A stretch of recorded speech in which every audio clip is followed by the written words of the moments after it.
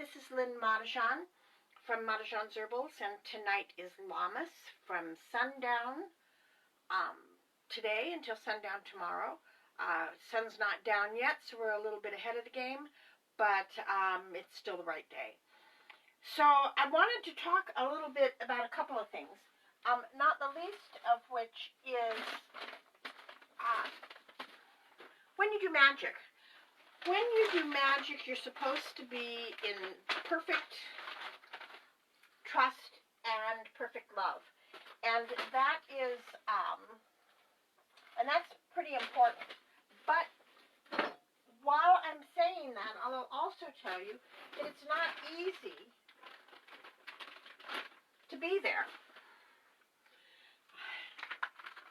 Sometimes life happens. And it doesn't matter what kind of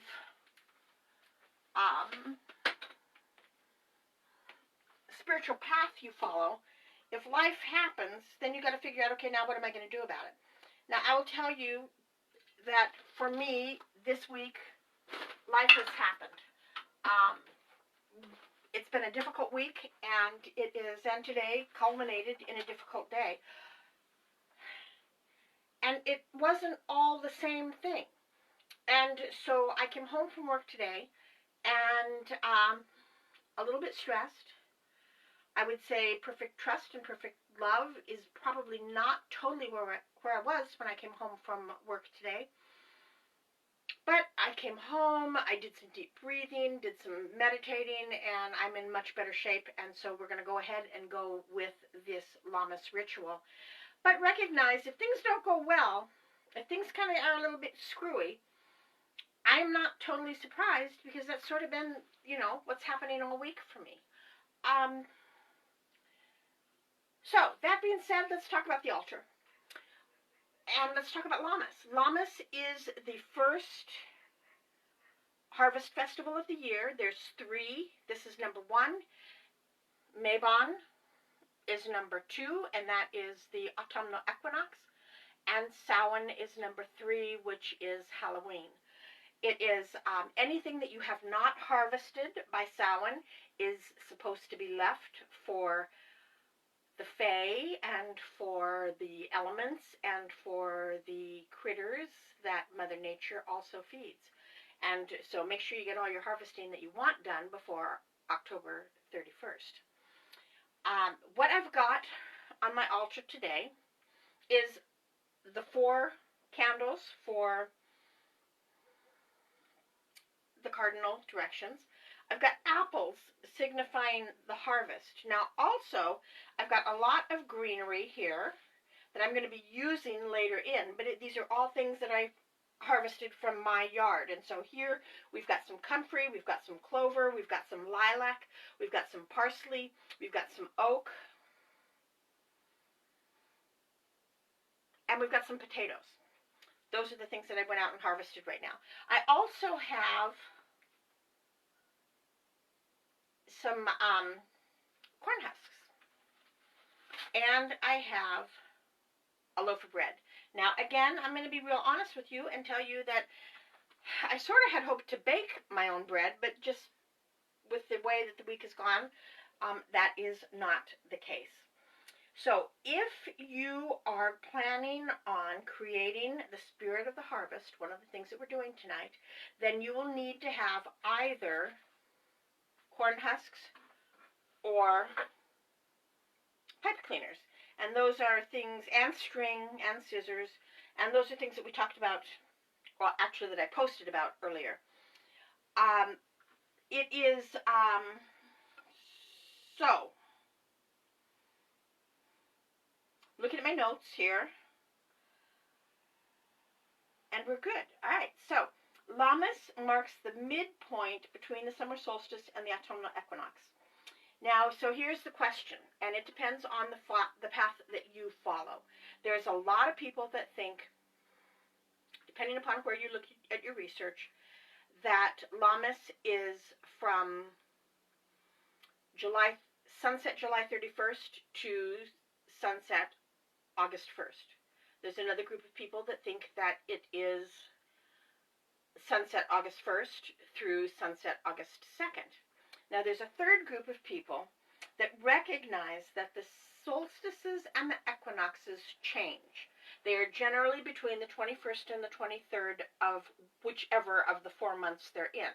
Now, if you follow that, then something that you need to think about is, how can the cross quarters be a specific day?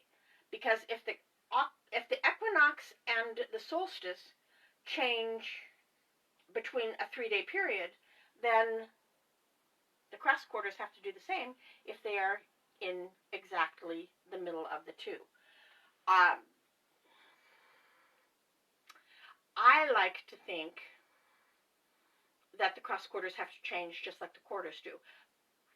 But putting this together, when I did, it was like easier to just say, okay, August 1st to 2nd, and I haven't checked it, so I'm not sure exactly if you believe in the different in the window that's the case. It is but regardless, it is a feminine holiday dedicated to the goddess and her abundance. So if you are, I grew up learning a lot of Greek mythology, and so if you follow the Greek mythology, Persephone was the daughter of Demeter, who was the goddess of the harvest, and Hades, they're big, long story, but short thing is, Hades came, kidnapped Persephone, and took her to the underworld. It took Demeter quite a while to figure out what happened to Persephone, and by the time she had done that, Persephone had eaten 6 pomegranate seeds. Now, either she was really, really skinny and didn't eat a whole lot, or she had an amazing willpower. 6 pomegranate seeds isn't very much. But Zeus, who had given Hades permission to kidnap Persephone, told Demeter that because she ate 6 seeds, she had to spend 6 months of the year in the underworld, and she could spend the other 6 months with her mother above world. Now, this is actually the story of Litha. But when Persephone comes at Litha back home to Demeter, it takes time for the crops to grow, because that's why we have winter, is because Demeter is grieving the loss of her daughter. And so nothing grows during that time, depending upon where you are on the world and versus the equator. But so this is the time that we're starting to harvest. It's been 3 months since Persephone came back, and so we've got 6 months of harvest, which takes us up to October 31st, and then everything starts totally dying back, because Persephone is back in the underworld. It is, so right now what we're doing is we're thanking Demeter and every other goddess of the harvest for the abundance that she's giving us, so that we can live throughout the winter when we don't have an abundance. That's the whole story behind the harvest festivals. Now, I'm going to go ahead and I'm going to cast a circle.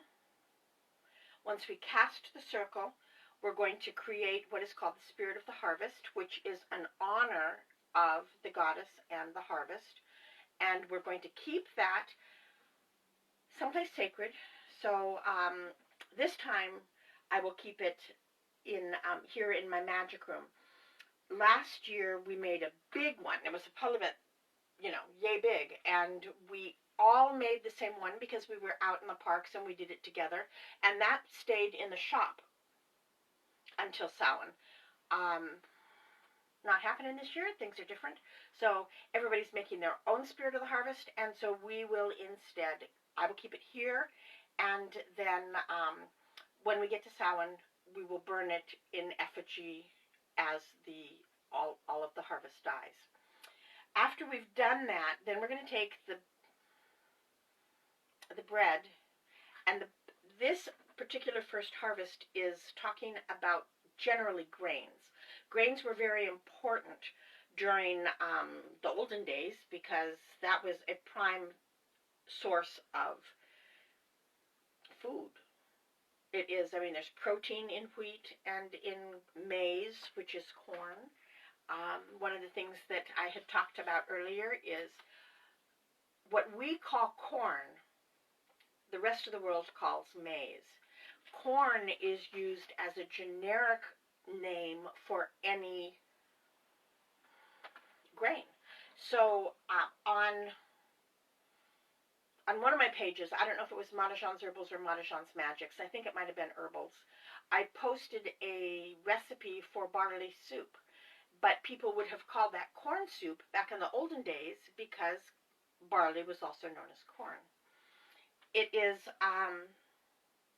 history is an amazing thing, and it's very interesting. So I totally sidetracked myself and not quite sure where I was. The bread. Magical workings today. One is the spirit of the harvest, and the other is a protection, because that's the other kind of magic that we use right now, is protection of your hearth and home. And with the god of the grain, we are going to take this particular loaf of bread, we're going to break it into 4 different pieces, which is will be the cardinal directions and the guardians of each one of them. And we're going to bless those and ask the guardians to protect my property. And then when we're done and I release the circle, I will go outside and I will put each one of the 4 quarters of this loaf of bread in each one of the 4 quarters of my yard, and I will leave them for the guardians of the elements and also for the birds and the children of Gaia who need those extra little bits of food. So that's kind of the plan for tonight. I'm going to go ahead and start out by casting the circle. And if you cast a circle, please join me. If you don't, please recognize that my circle goes through my camera. And if you can see me, I am protecting you with my circle. So, and you know what, that doesn't matter if you are watching it live or if you're watching it recorded. The magic extends to all of that. So, I walk this circle once around to cleanse and consecrate the ground.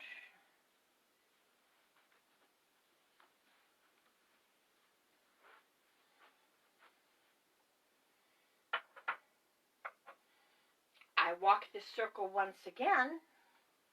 Between the worlds, all time can bend.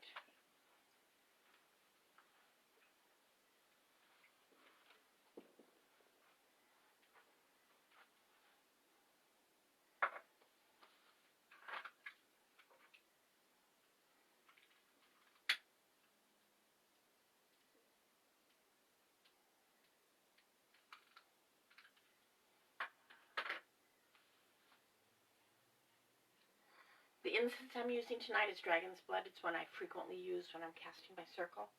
I walk this circle thrice this time for the protection of the Lord and the Lady are mine.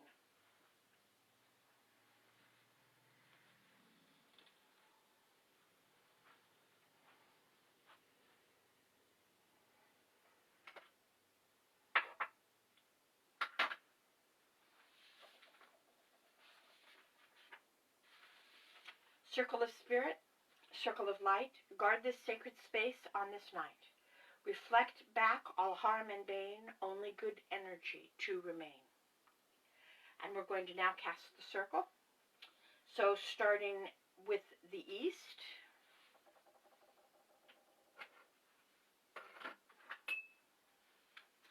face the east.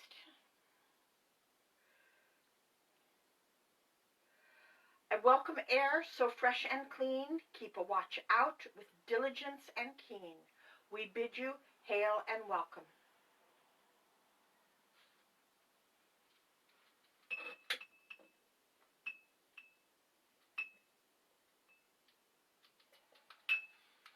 And And moving to the south. I welcome air so warm and bright, scorch any harmful intrusions with fiery light. We bid you hail and welcome.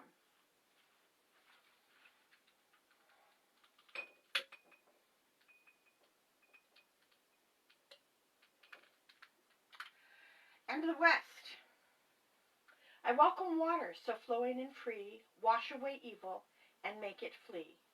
We bid you hail and welcome.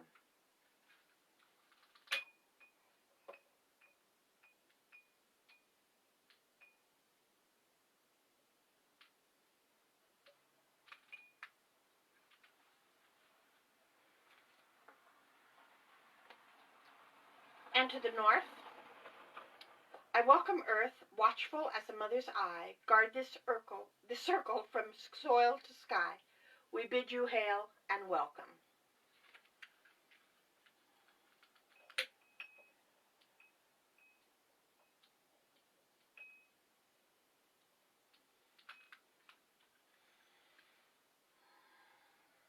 And the goddess, lady of the harvest, lady of the land, come into your body, come in through our hands. Welcome Demeter, back from your grief, bringing with you flowers, roots, and leaf. We bid you hail and welcome.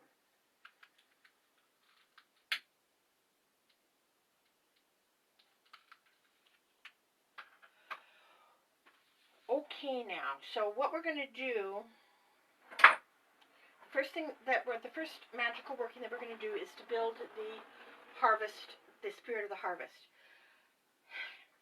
If you have, we're going to first of all start with the pipe cleaners.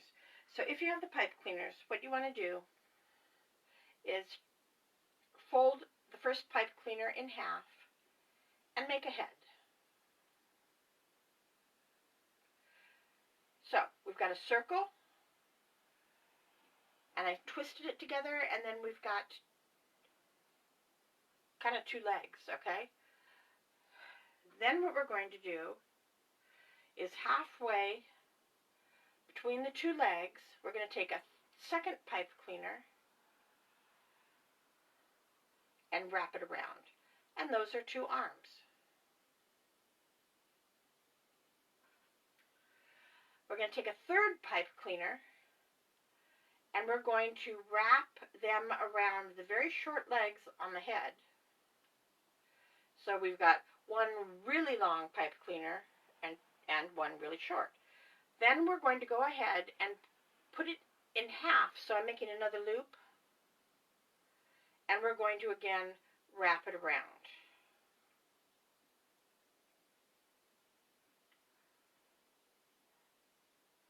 We're going to take a pair of scissors and right at the center, cut the pipe cleaners, make a couple of feet, and there you go. You've got a skeleton.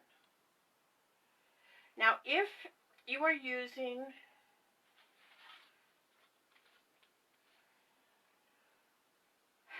corn husks, now you can buy your own corn husks. These I bought at the grocery store already dried, or you can go ahead and dry and get your own corn and make that. Now, if you get the dried ones, and like I said, today was a difficult day on top of a difficult week. And so what you would want to do is soak these, and so that they're soaked and they are a little bit more pliable. And then what we're going to do is fold one in half,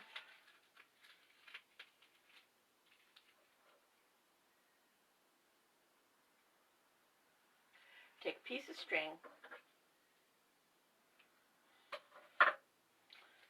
and you're going to make a head.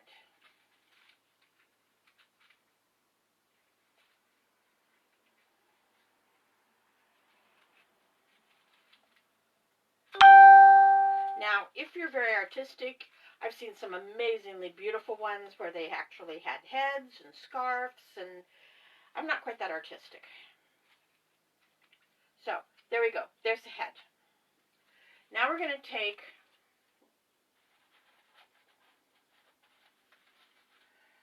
another corn husk, and you're going to make it very narrow. So you're going to roll it up so it looks like this, and you're going to open up where the two sides, and you're going to put it inside. So this is what you've got. Can you see? Then you're going to take another piece of string,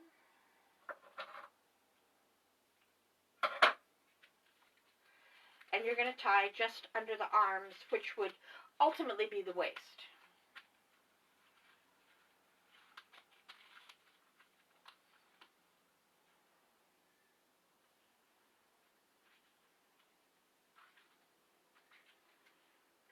There we go. Now, you don't have a whole lot going on here for the body, so we're going to take two.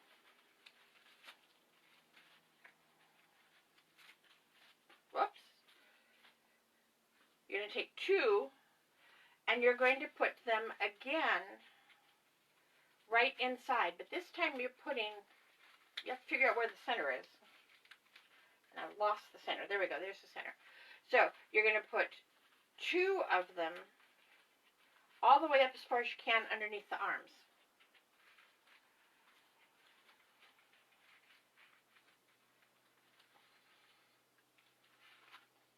Now, you're going to take another piece of string,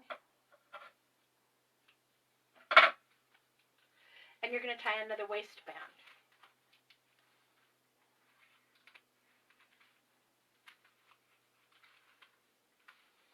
So these strings should be tied in knots, and I'm just using granny knots.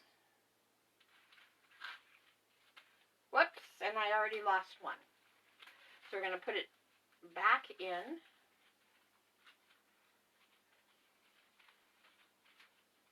And I'll bring it across one more time and make another set of granny knots. So one of the benefits of watching my videos and my rituals, honestly, is you recognize really fast that it doesn't have to be perfect, and you just have to be able to go with the flow and figure out, okay, that didn't work, how are we going to do it again? Now, there's your corn dolly. You can leave it as a girl and leave the skirts, or you can tear up the center of the skirt and then tie legs. Okay, I'm going to I think for me right now, I'm going to leave the corn dolly on my altar, and I am going to use this guy as my spirit of the harvest. So again, you're going to take string, like a pretty good amount of string, in several small pieces, because the foliage that you harvested in your yard, you're going to tie to the bones. And you're going to make this look like somebody that is totally made with foliage. If next year we get to go back to the parks, my skeleton is actually made out of PVC pipe. And so it's a nice big one, and he's quite robust, and he sits in the shop, and it's just kind of fun. So I tied it up around the arms, and I'm going to tie it down around the legs. And honestly, it's kind of interesting to me. I just harvested these 10 minutes before we started ritual, and already you can see how soft they are, and they're not in good shape in terms of water and life. So this is basil and red clover, and this will be the second leg.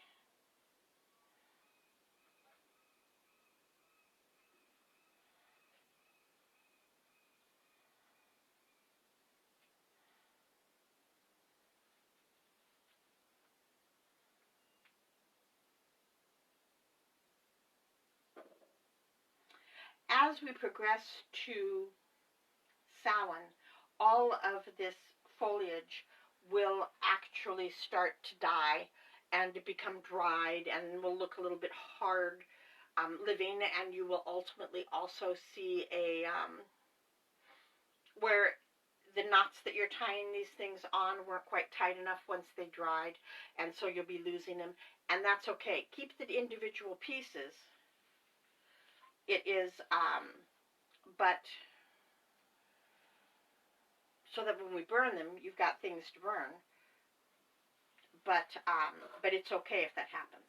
So this one is elderberry. I don't think I told you that I did the elderberry. This is one of the arms.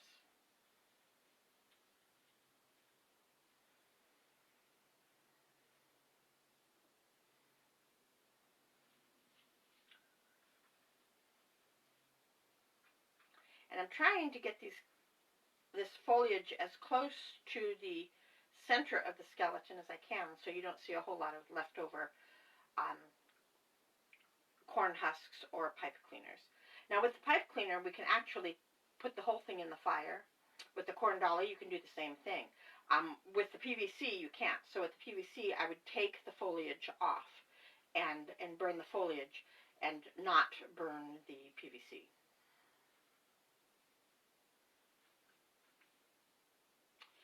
But kind of the idea for me with the PVC was it was something that we could use every year. If I'm doing it personally, I'm doing something smaller, and so it doesn't need to, I don't need to have the pieces to continue using every year. The face on the Spirit of the Harvest last year was donated by one of my customers, and she had made the face of an owl, and she put it in a mask. So I've got that saved as well. So we've got 2 legs and an arm. And what else have we got here?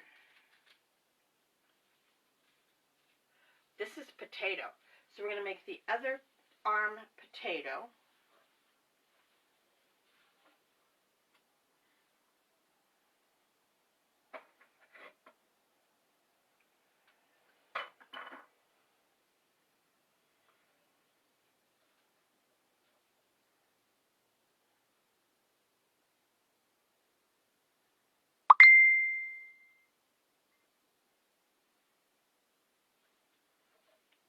As usual, any comments that you have to make on this, I will go ahead and answer at the end of this. If you have any questions, this is a good time to write them down. But it will be, another 15 or 10 minutes before I can actually respond.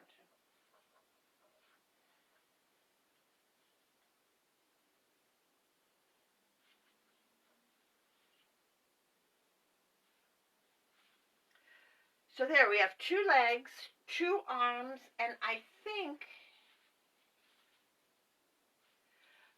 for the head, I'm actually going to use comfrey, because the comfrey has blossoms on it. So I'm going to put it down so the blossoms end up being at the head.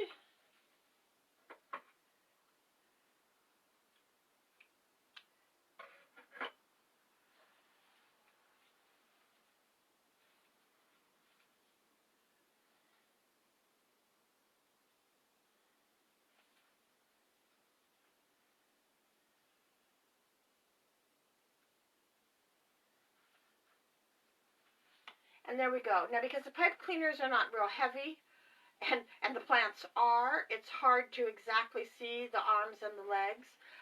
The PVC pipe is a little bit easier, but there we go. 2 arms, 2 legs, and the blossoms for the head. So if you have created your harvest, Spirit of the Harvest, then what you need to do is lay it down on a table or an altar close to it, and then put your hands right over the spirit. Demeter, Lady of the Harvest and Land, we thank you for your abundance that fills our demand. You bring us food, prosperity, and love. We recognize these, your gifts from above. With gratitude, a puppet we create, which we will honor until the harvest end date. Bring the harvest spirit into our hand, so that together we charge our harvest man. This is what we ask of thee, as we will, so mote it be. Now repeat after me. Spirit of the harvest, Spirit of the land, come into your body, come in through your hands.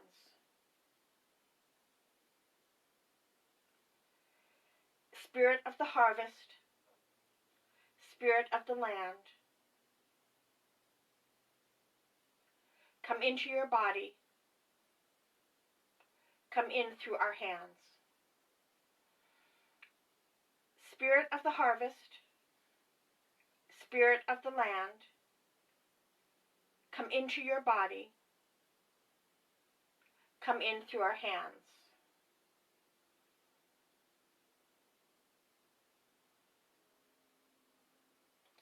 For the greater good of all, and with harm to none, this spell is bound and will not be undone.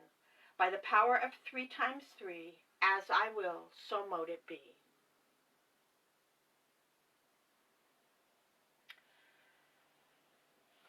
So now we have our spirit of the harvest, which we will leave on the altar.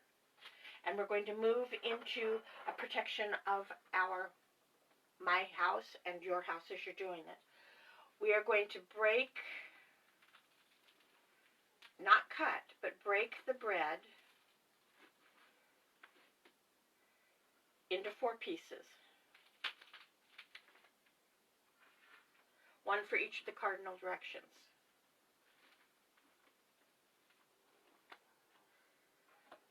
And we're going to bring up the first one.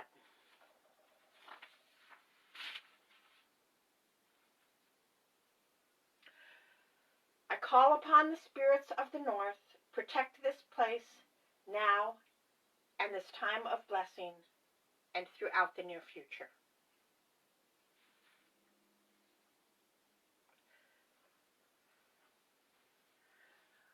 And to the east, spirits of the east, I call upon you to protect this place at this time of this blessing and into the future.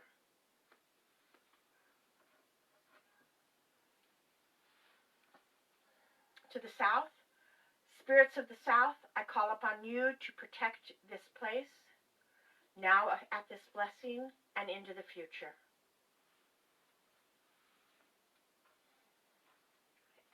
And to the west, spirits of the west, I call upon you to protect this place now at this blessing and into the future.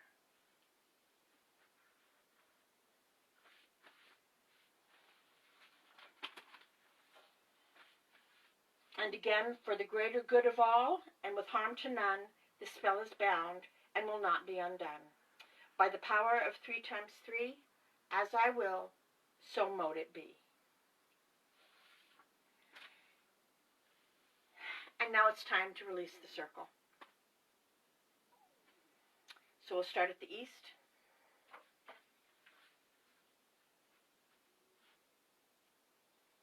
Thank you, air so fresh and clean.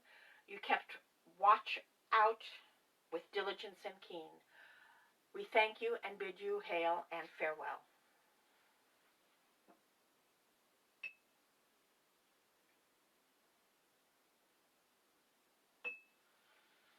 To the south, thank you, fire, so warm and bright. You scorched any harmful intrusions with fiery light. We thank you and bid you hail and farewell.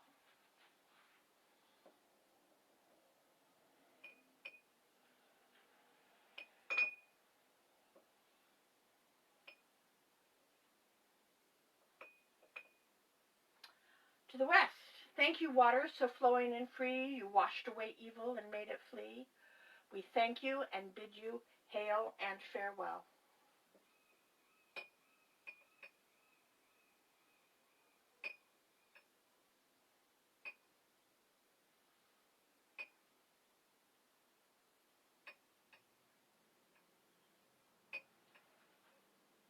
This one's not wanting to extinguish. There we go. And to the north. Thank you, earth, watchful as a mother's eye. You guarded this circle from soil to sky. We bid you hail and farewell.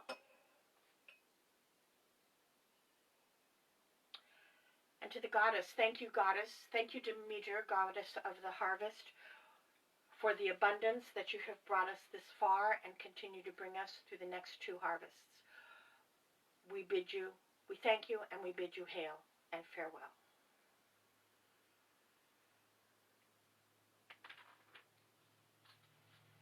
This circle is open but never broken.